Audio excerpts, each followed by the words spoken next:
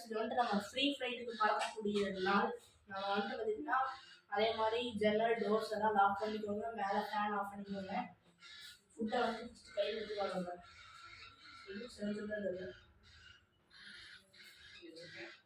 ஃபுட்டை வந்து ஃபஸ்ட்டு கையில் எடுத்துக்கலாம்.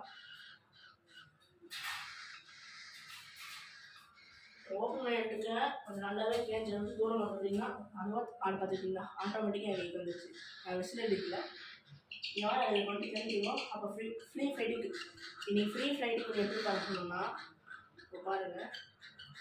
எக்ஸாம்பிள் இந்த டேபிள் மேலே வச்சுட்டு கொடுப்பாங்க பாருங்கள்.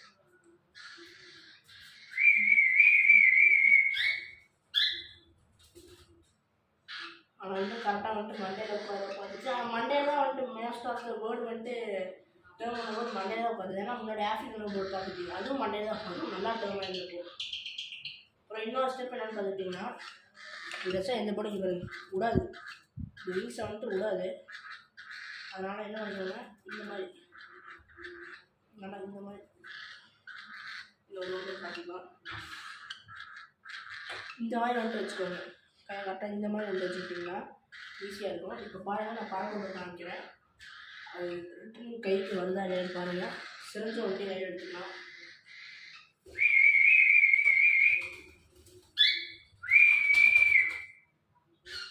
ஓரளவு ஸ்பாயில் ஆகிடுச்சு.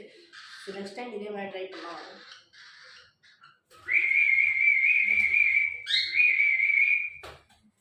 பார்த்தீங்கன்னா 3 ரவுண்ட் அடிச்சிச்சு. தெரியவே இல்லை, ஆனால் ஃபுல் ரவுண்ட் அடிச்சிச்சு. ஆனால் வந்து டைம் வந்துடுச்சு.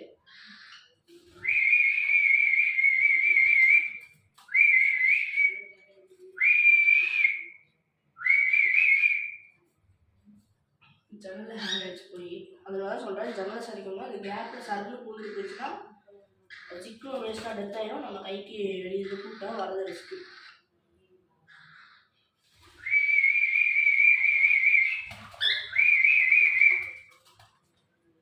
இப்போ நான் ஏன் வந்துட்டு கையை வந்துட்டு இப்படியே வச்சுட்டு இருக்கேன்னா, கல்லை வந்து அடிச்சிச்சுன்னா அது நமக்கு அப்புறம் டேமேஜ்.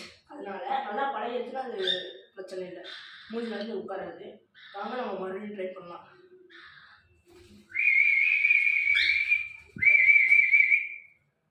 கரெக்டாக வந்துட்டு பார்த்தீங்கன்னா நான் இப்போ பயப்படல, கரெக்டாக அது ஹெட்லேயே வந்துட்டு உட்காந்துருச்சு. Oh my God. வாங்க நம்ம நெக்ஸ்ட் நம்ம கைக்கு உட்கார வைப்போம்.